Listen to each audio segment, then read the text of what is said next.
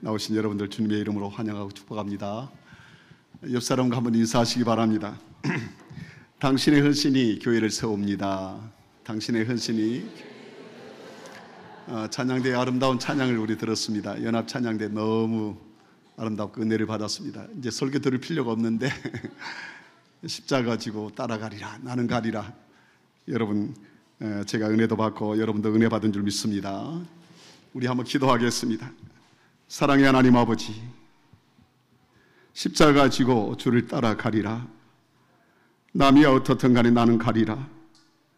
나 가겠습니다라고 고백하며 하나님 은혜 가운데 예배를 시작하게 하시고 찬양하게 하시고 은혜 받게 하심을 감사합니다. 상암교회 특별히 사랑하셔서 여존대회 연합으로 헌신 예배를 드리게 하심을 감사합니다. 오전에도 큰 은혜 받았거니와 오후에도 우리에게 필요하여 적절한 은혜를 베풀어 줄 믿습니다. 다시 한번 우리 모두가 다 한 사람 한 사람이 주님 앞에 아름답게 만들어져서 하나님 앞에 헌신자로 세워지는 믿음의 사람들 되게 하시되, 여존대회 회장 모든 분들과 임원들 모든 분들과 회원들 모든 분들이 앞장서서 주의 몸된 교회에서 짊어지고 나가 이 험악한 시대에 하나님의 나라에 귀한 일꾼들로 세워질 수 있도록 도와주시고, 상암교회가 구원의 방주 역할을 감당하도록 하나님 도와주시길 원합니다. 부족한 종 말씀을 전할 때에 말씀을 전하는 사람이나 듣는 우리 모두가 다 함께 은혜 받는 귀한 시간 되게 도와주옵소서. 예수님의 이름으로 기도하옵나이다. 아멘. 아름다운 예배당에서 꽃보다 아름다운 여러분들 뵙게 돼서 너무나 감사합니다. 여러분 서로 인사 한번 하시기 바랍니다. 꽃보다 아름다운 당신 정말 아름답습니다.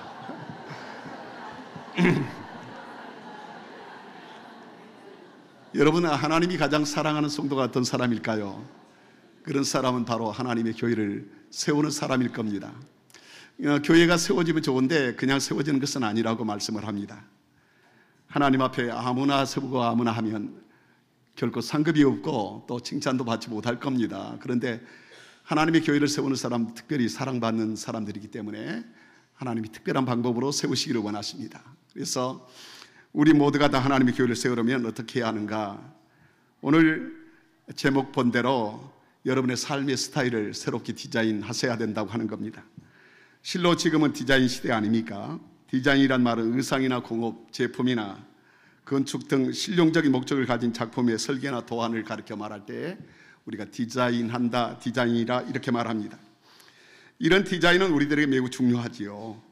모든 보이는 것들은 디자인에 따라 만들어졌습니다. 그냥 세상이 만들어진 것 같아도 하나님이 다 디자인하신 다음에 만드셨어요. 여러분들 옷도 마찬가지고 모든 분야가 다 그렇습니다. 하늘공원 여러분 자주 올라가시죠? 가까우면 안 올라가요. 저희 북한산 아래에 저희 교회가 있는데 저희 교회 북한산 가본 사람 그러니 손 거의 안 들어요. 위에 가서 밑에 가서 산에 올라가면 북한산 대한민국의 제일 좋은 산 놔두고 여기까지 오셨느냐고 이렇게 말할 정도로 좋은 산인데도 가까우니까 가본 사람이 거의 없어요. 하늘공원도 여러분 너무 좋아요. 얼마 전에 저희 어른들 모시고 가서 저희 어른 장인과 장모님 저희 부모님 저희 가까이 모시고 저희가 살아요. 저희 집사람이 셋째 딸인데 셋째 딸이 제일 좋다고, 아니 목사님이 제일 좋다고 그래가지고 저희 집 바로 위층에 바로 집에 와서 그 집 사가지고 강남에 살다 굴러 오셨는데 장인은 88세, 장모님은 92세 건강하세요. 오늘 또 교회에 오셨다가 제가 집에 모셔다 드리고 지금 오는 길입니다. 모시고 갔어요. 갔더니 서울에서 이런 데가 있느냐고 깜짝 놀랐어요. 서울에서 30년 가까이 사셨는데 이렇게 좋은 데가 있느냐고, 최고 좋은 것 같다고 그렇게 입이 침이 마르도록 자랑하신 것 봤어요. 근데 이렇게 여기 공원도 하늘공원도 그냥 된 게 아니라 사람들이 다 디자인하여 이렇게 만들고 저렇게 하겠다 해서 만들어진 겁니다. 디자인이 중요한 것은 그 시대의 유행을 따라 유행을 선도하기 때문이에요. 디자인에 따라 그때마다 사람들의 선호가 다 달라지고 성향이 다 달라지잖아요. 그리고 디자인은 그 시대의 정신이나 문화를 잘 반영한다고 봅니다. 요즘의 우상들은 오늘의 정신세계를 반영하고, 여러분 스카프를 하시고 우리 회장님이 사회를 보는 것, 옛날 10년 전만 해도 상상을 못할 정도. 너무 아름답고 예쁘잖아요.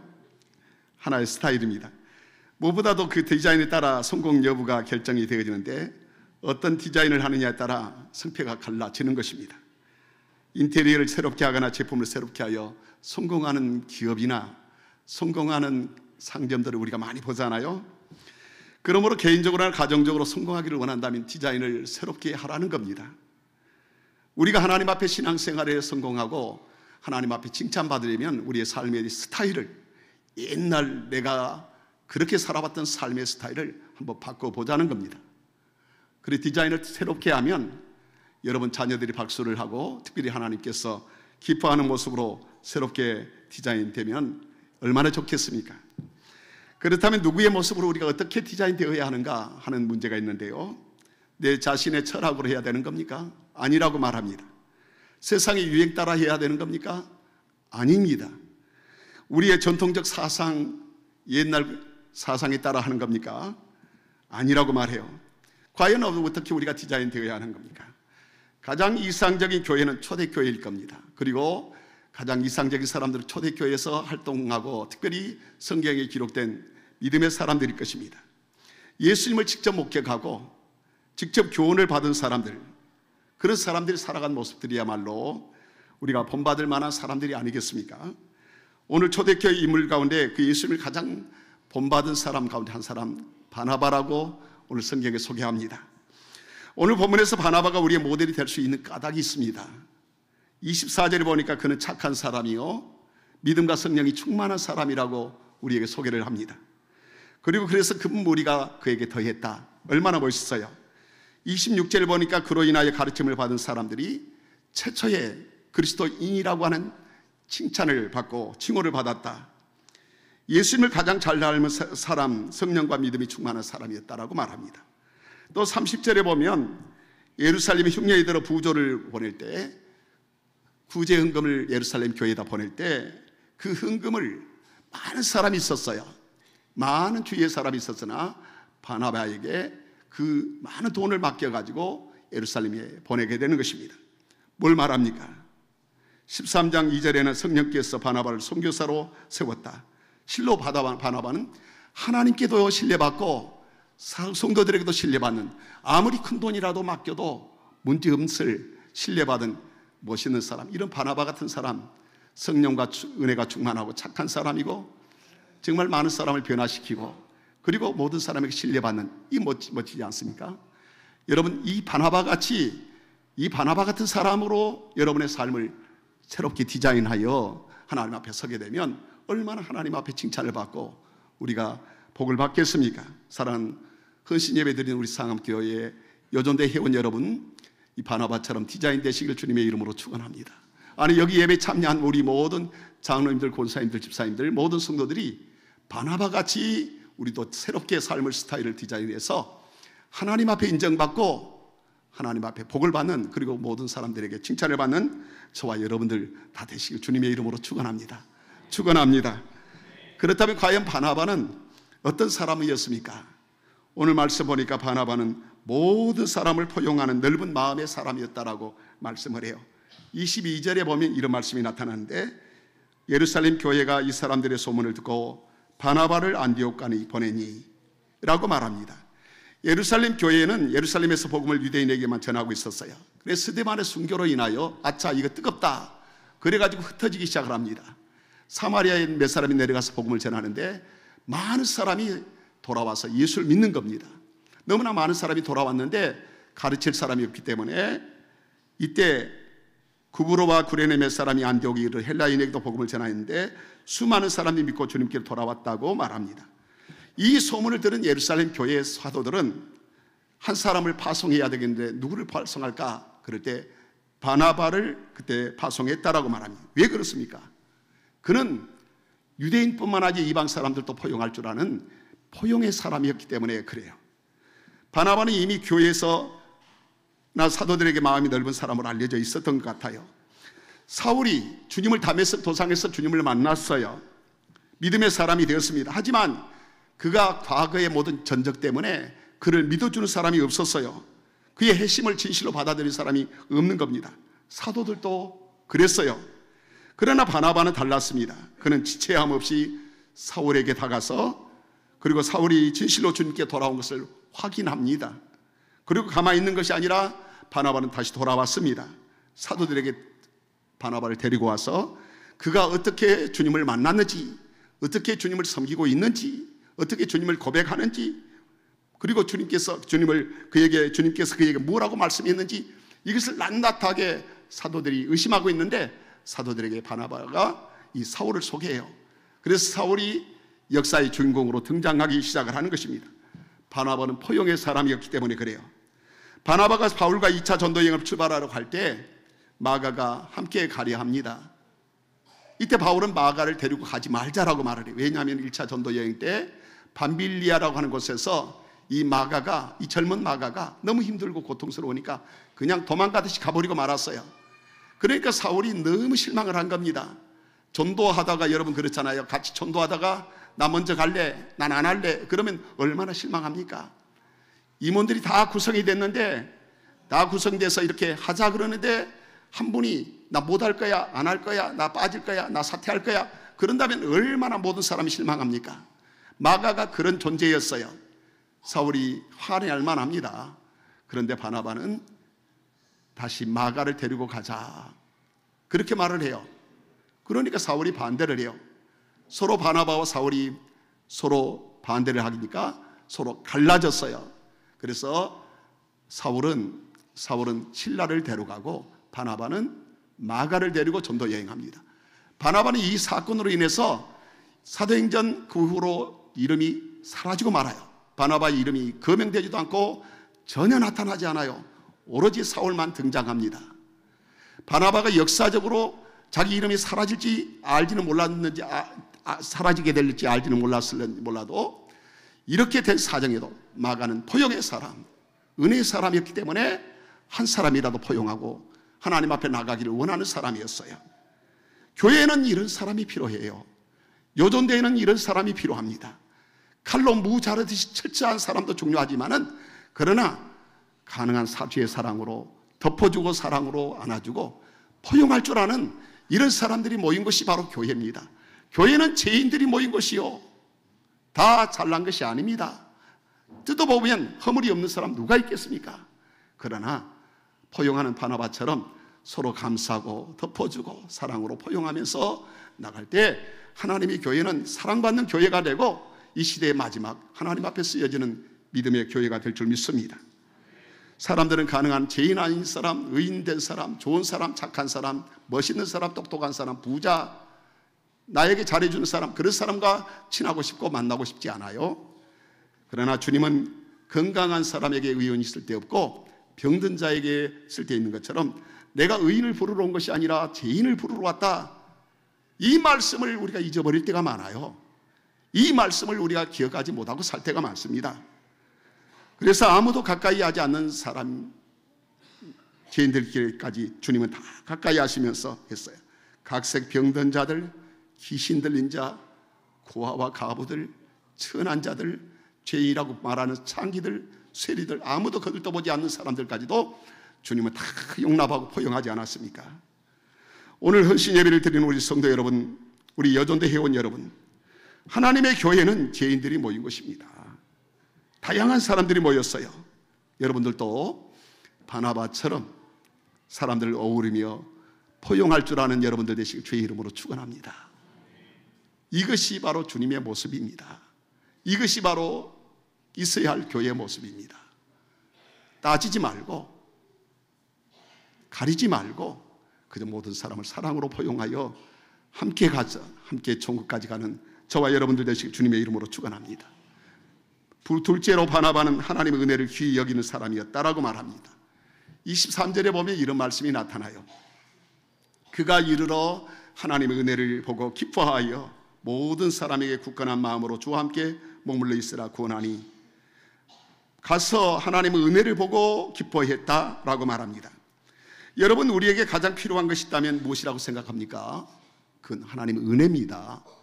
구약에서는 복이라고 말씀했지만 신약에서는 은혜라고 말씀을 해요.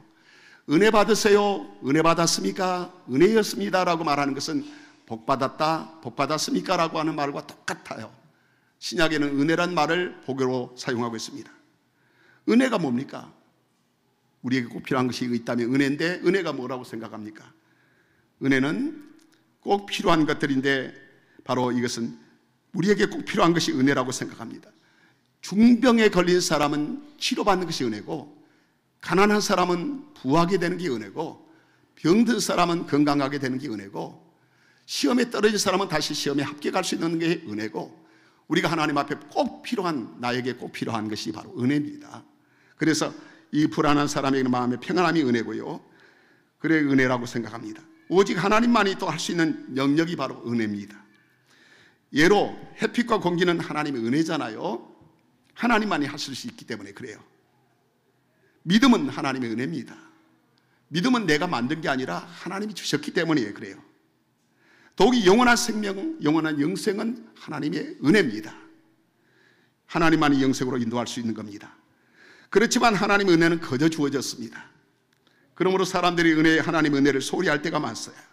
햇빛이나 공기나 물이나 이 모든 것이 우리에게서 없어서는 안 될 것이지만은 거저 받았기 때문에 우리가 무시하고 살 때가 많아요. 믿음과 구원이 얼마나 중요합니까? 그런데 거저 받았으니까 이게 중요한 것을 모르고, 금보다 귀한 믿음인 것을 모르고 우리는 소홀히 할 때가 많아요. 절대적으로 필요한 것이지만 그것의 중요성을 잃어버립니다.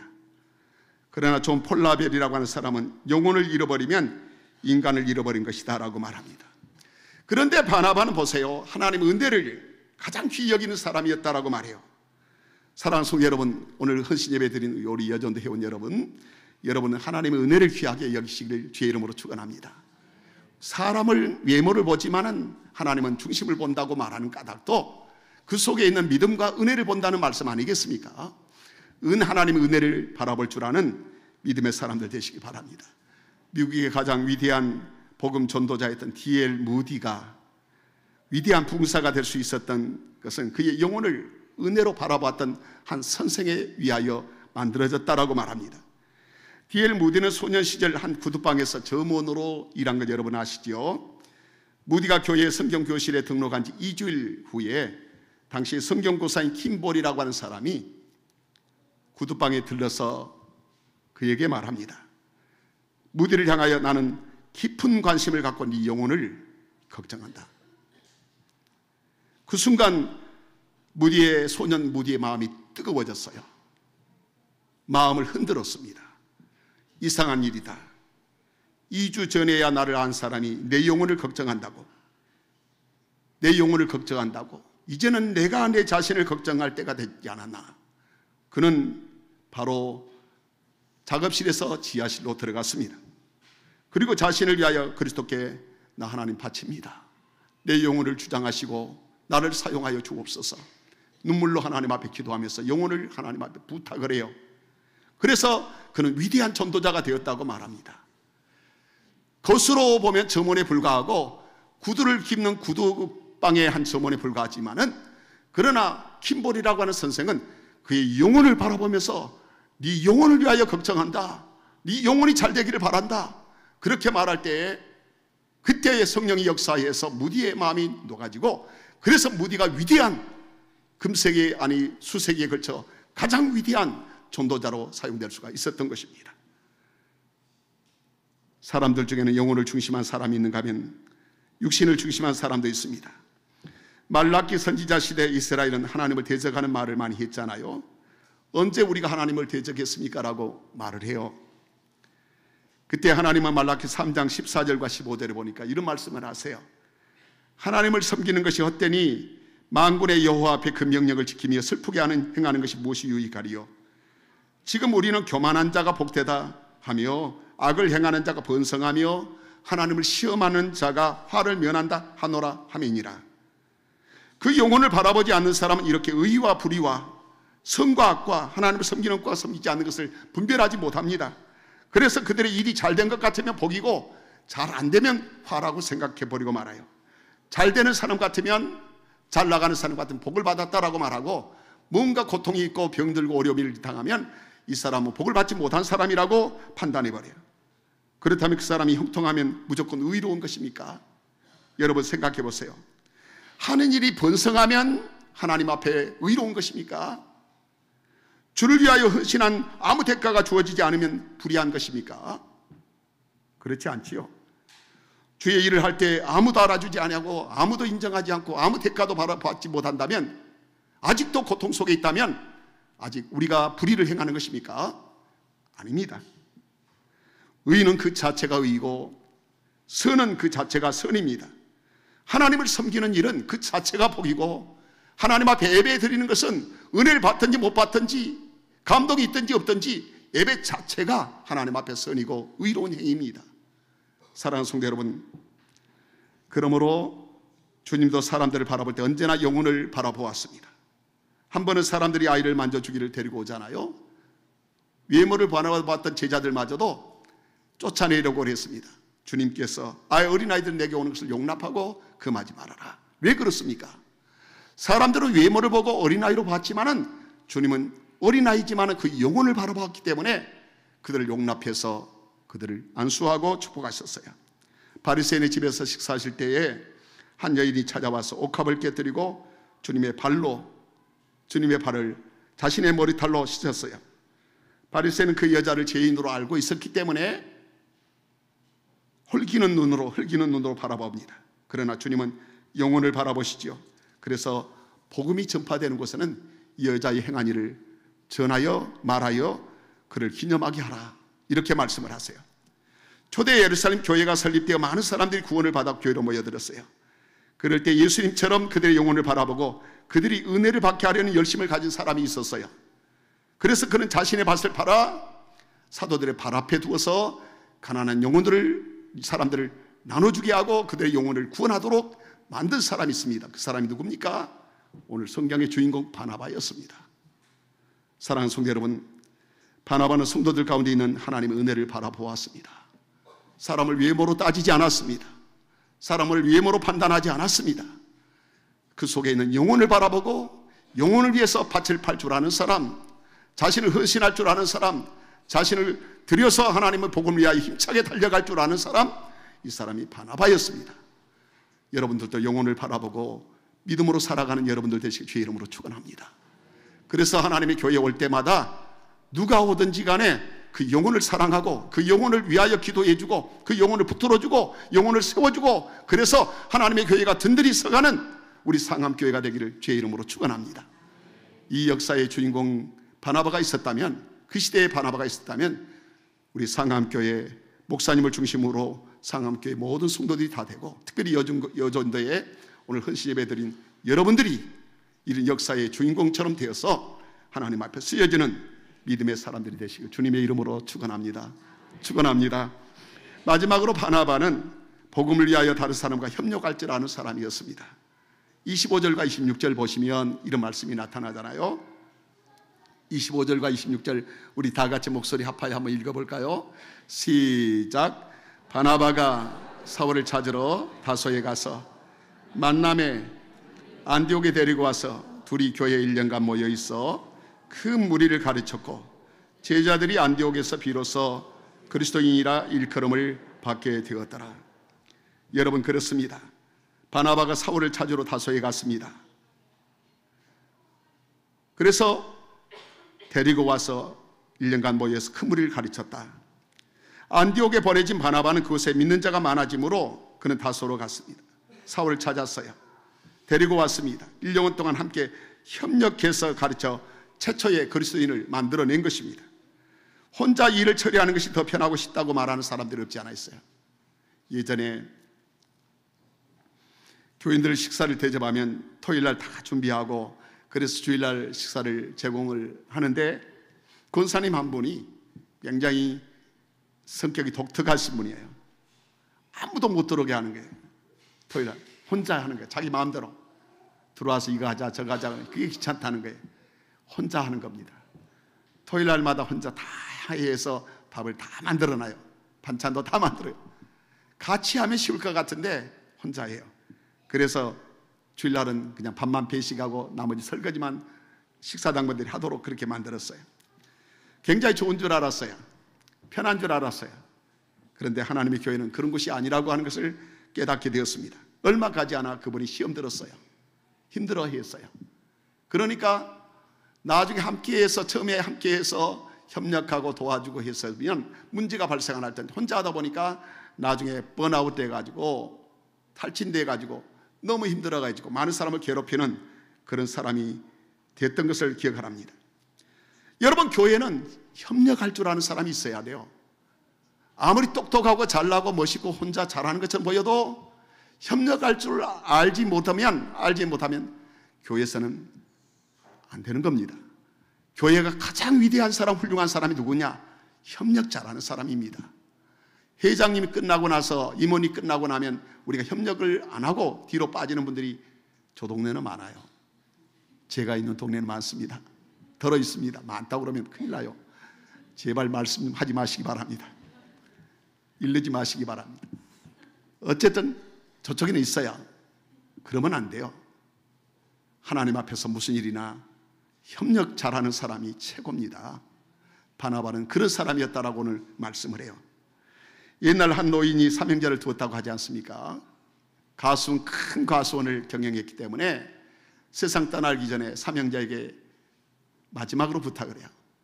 나뭇가지를 많이 덩치를 잇는데 그 나뭇가지를 방 안에 두고 세 아들을 불렀습니다.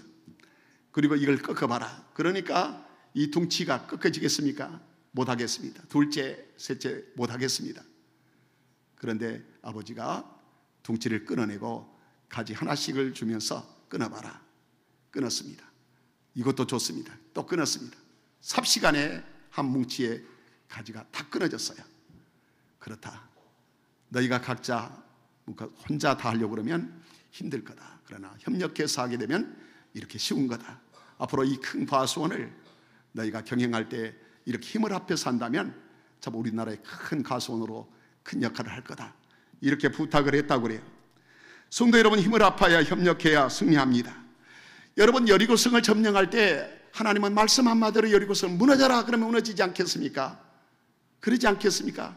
여호수아에게 향해서 너 외쳐라 그러면 무너질 겁니다. 하나님은 천지 만물을 창조하신 하나님이기 때문에, 전능하시기 때문에 얼마든지 가능하지 않습니까? 그런데 굳이 하나님은 온 백성 어린아이까지 전부 모아가지고 침묵하면서 한 바퀴 돌아라, 또 돌아라, 6일 동안 한 바퀴 돌게 하고 마지막 7일날은 7바퀴를 돌게 해요. 왜 그래요? 모두를 다 돌게 하고 침묵하게 돌게 하니까 얼마나 힘듭니까? 그러나 그렇게 한 까닭이 있어요. 그리고 마지막에 외치니까, 마지막 7바퀴 돌고 외치니까 성이 무너졌어요. 뭘 말하는 겁니까? 앞으로 가나안 땅에 들어갈 때 이 여리고성처럼 거대한 아무리 강한 성이 있다고 할지라도 너희가 서로 협력해서 주의를 하게 되면 다 점령하게 되고 승리하게 된다. 흩어지지 말아라, 갈라지지 말아라, 따로따로 살지 말아라, 분쟁하지 말아라, 싸우지 말아라, 독불장군식으로 살지 말아라, 협력해라 하는 교훈을 주시기 위하여 하나님이 그렇게 하신 줄 믿습니다. 사랑하는 우리 여전대 회원 여러분, 나름대로 다 이상과 철학이 있고 자신의 자존감이 다 있을 겁니다. 그러나 여러분, 주님의 제단에 와서는 자신을 내려놓고 협력할 줄 아는 여러분들 되시길 주의 이름으로 축원합니다.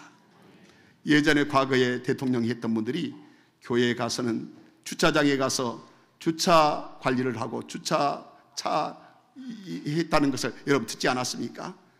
나는 내놓으라, 나는 이런 사람이다, 나는 국회의원이야, 앞으로 나는 어떤 사람이야, 이렇게 하고 팔짱 끼고 가만히 있다면 어떻게 교회가 이루어지고 하나님의 나라가 이루어지겠습니까?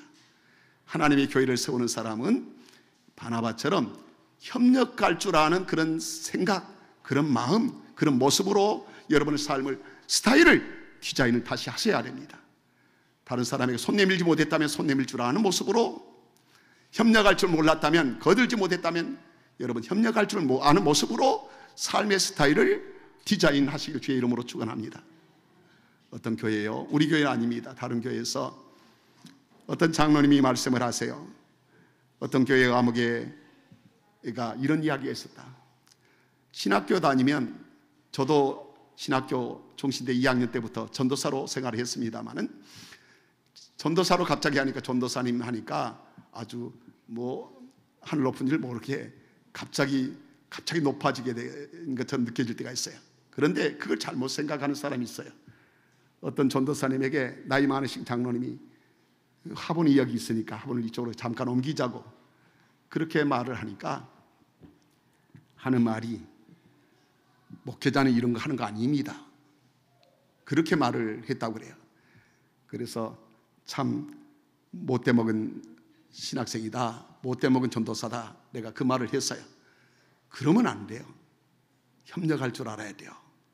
나는 이렇게 나이가 많은데, 나는 옛날에 많이 했는데, 내 옷은 이렇게, 나는 이런 사람인데, 내가 사회적으로 이런 그렇지는 안 돼요. 하나님의 교회에서는 누구라도 다 설거지통에 손을 담가야 되고 걸레질을 할 수 있어야 되고 함께 협력해서 함께 우리가 일을 해야 돼요. 그렇게 할 때 하나님의 교회가 아름다워지고 하나님 앞에 영광 돌리게 될 줄 믿습니다. 성도 여러분, 그렇다면 우리가 연합할 수 있는 비결이 뭡니까?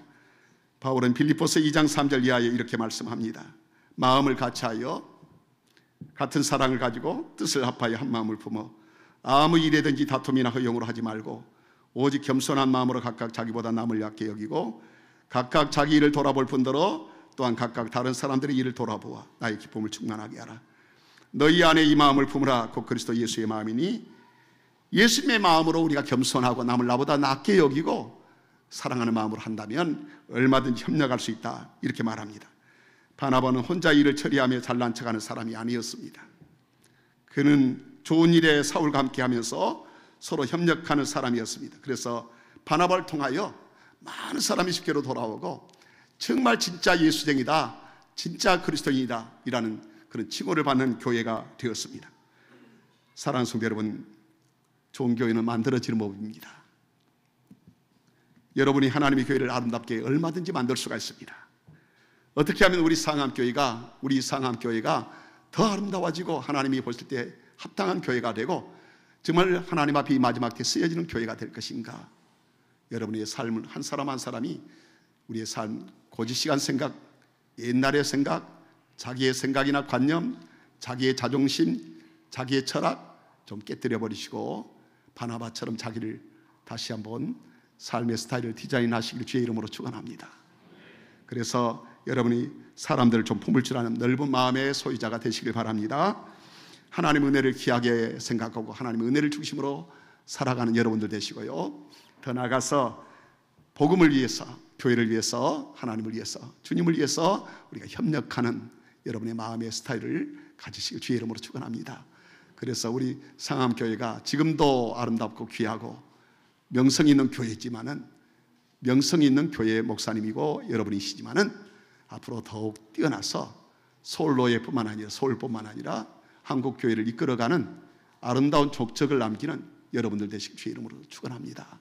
특별히 우리 여전도 회원들이 정말 두 주먹 불끈 쥐고 한번 해보자, 바꿔보자, 내 삶의 스타일을 다시 한번 디자인해서 하나님이 영광 받으실 모습으로 만들어보자 라고 말씀을 하고 그렇게 계획하신다면 하나님이 그 계획 속에 축복하십니다. 그렇잖아요? 하나님은 그냥 복을 주시는 게 아닙니다. 그냥 허락하시는 게 아니에요. 내가 이렇게 결심을 하고 마치 다니엘이 결심한 것처럼 하나님 내가 이렇게 한번 살아보겠습니다 라고 할 때 하나님이 거기에 능력을 주시고 힘을 주시고 할 수 있는 모든 여건을 만들어 주세요. 그렇잖아요? 내가 하나님 앞에 이렇게 한번 헌신해서 이렇게 드려보겠습니다 할 때 마음에 작심 말고 결심을 할 때 그 결심 위에 하나님 축복하시고 하나님 은혜를 베풀어 주세요. 그냥 될 수 있으면 뭐 되면 되고 안 되면 안 되고 언젠가는 좋아지면 좋아지겠다 이러면 안 돼요. 여러분 마음속에 결심을 해요. 헌신 예배 드린다는 말은 언제나 우리가 헌신하는 것처럼 보이지만은 헌신 예배 드린다는 것은 이런 헌신 예배를 통해서 내가 다시 한번 결심하라고 이렇게 한번 살아봐야 되겠다 라고 할 때 하나님이 그 마음에 복을 주시고 그런 삶에 축복하셔서 그렇게 할 수 있도록 능력도 주시고 축복도 하시는 겁니다. 우리 여전도 회원들이 그런 결심으로 하나님 앞에 승리하는, 그래서 좋은 소식을 함께 나누는 저와 여러분들 되시길 주의 이름으로 축원합니다. 기도하겠습니다. 사랑의 하나님, 우리 상암교회가 하나님 앞에 사랑받고 칭찬받는 교회인 것으로 믿습니다. 이제 헌신 예배를 드리는 우리 여전도의 중심으로, 아니 우리 상암교회 장로님들과 모든 성도들이 한 사람 한 사람이 오늘 말씀처럼 삶을 다시 한번 삶의 스타일을 디자인하게 도와주시기를 원합니다. 바나바처럼 하나님 앞에 아름답게 삶을 다시 한번 만들어 주님께 정말로 쓰여지고 아름답게 사용되는 믿음의 사람들 되게 하시고, 각 가정마다 하나님의 놀라운 은혜와 축복을 마음껏 누리면서 많은 사람을 베풀며 살아가는 능력의 사람들 되게 도와주시기를 원합니다. 목사님과 가정과 그리고 모든 교회 성도들 한 사람 한 사람을 하나 주장하셔서 상암교회가 하나님 이 마지막 때에 쓰여지는 아름다운 교회가 될 수 있도록 강하게 축복하시고 역사해 주옵소서. 예수님의 이름으로 감사하며 기도하옵나이다. 아멘.